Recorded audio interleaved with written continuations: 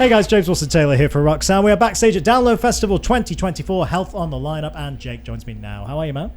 I'm okay. Thank you for having me. Yeah, good to see you, good to see you. I mean, let's start with the obvious. The sun's just come out for a start. That's a good omen for the rest of this Download weekend. But yeah, always a big festival. I'm sure lots of friends of yours around on the lineup and everything as well. It's got to be an exciting kind of weekend to be around.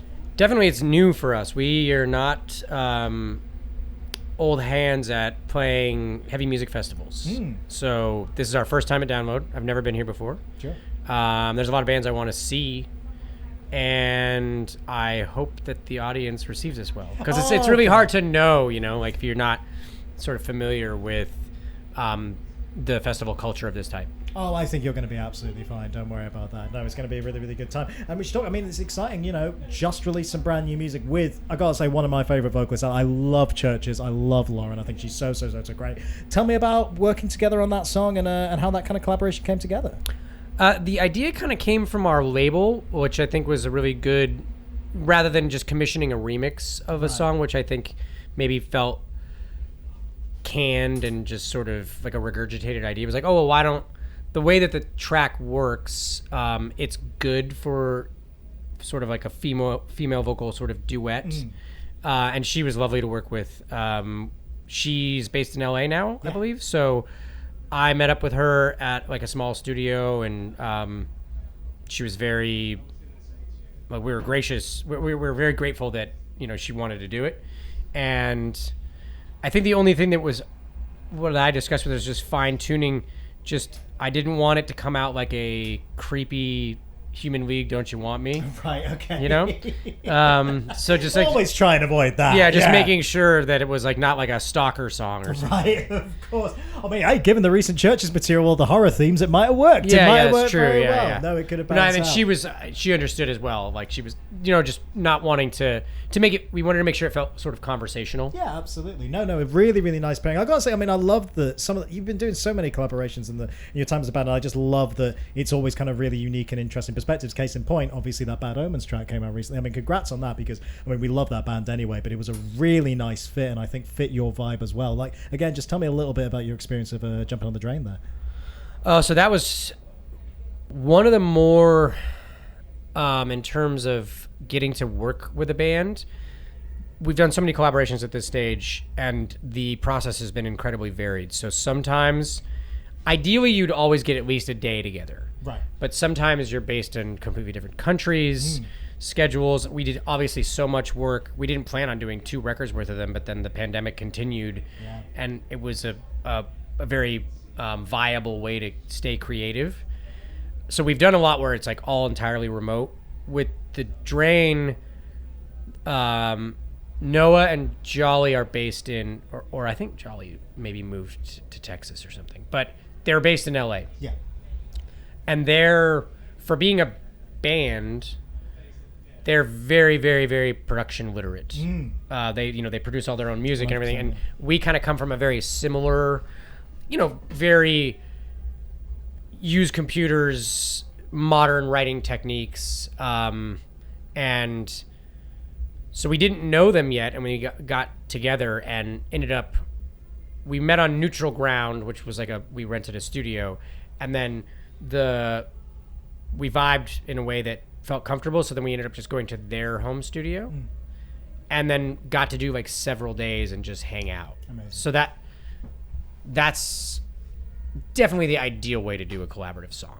Oh, 100%. Because sometimes it's like,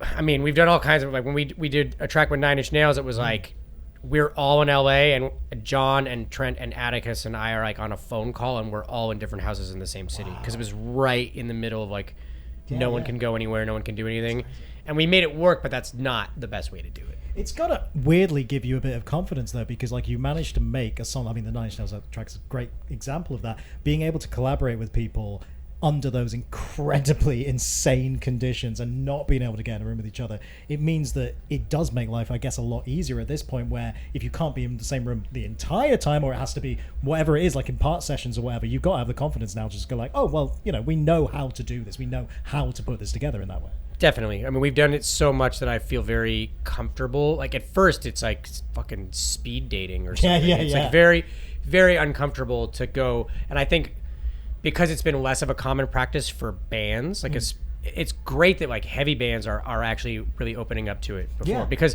in the pop world and obviously like the hip hop world, it's been very common. You know, like prior to that, in the rock world, you got like the Judgment Night soundtrack, Right, and then sure. like in terms of collaborative songs that everybody knows, there's like Under Pressure. There's like one goddamn song.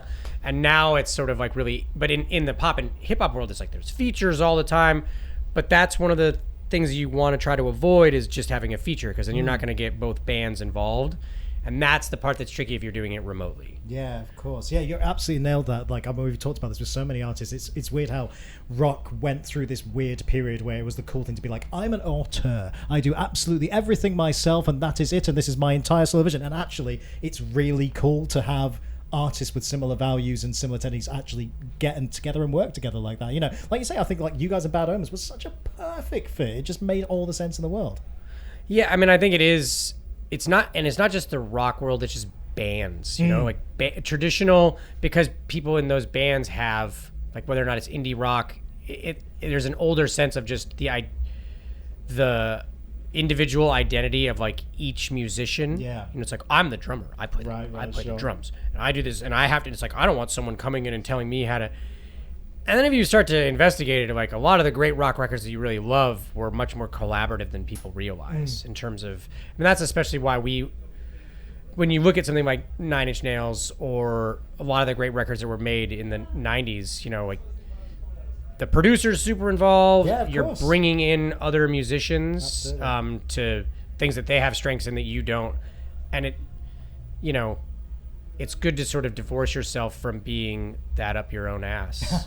You're right. That art just has to be, that it's not valid or worth as much unless it's more of an individual expression. This sort of obsession with like expressing yourself can be accomplished while collaborating with somebody else. Whatever's going to serve the song best is what's important. Like that's the way to do it. And that was what I was going to say about Bad Omens, was like talking to Noah, we immediately, I knew that it was going to go well because he expressed something that I always say in any kind of recording situation, is like, I don't care like who contributes what thing, so long as the song gets better. Yeah. If it gets stronger, it does not matter. And it got- really shouldn't to you, you know? The same shared end goal. That's Yeah, what exactly. matters at the end of the day. No. It makes all the sense in the world. I'm so great to hear that experience was everything I hoped it would be. That makes all the sense. Let's talk about other new music stuff you may have in the locker, because I know that obviously, yes, it's not been a million years since the album. Obviously, it's still pretty fresh in the memory. I know you're still very much getting those songs out there on the live stage and everything, but are you guys where you're constantly writing on the road or have things in the locker? What kind of stage are you at? I can't write on the road, dude. Oh, fair enough. I feel like that's like my time. I don't know who can do that, but it's Yeah. just like, I'm tired. And It's fair, yeah. I mean, like I can have ideas on the road, but I feel like jamming out a record on the road is like a Zeppelin kind of, you know, like just like, it's just something like, a little I got 70s some about it. riffs, you know. Yeah. So no, not able to work very much on the road, but excuse me.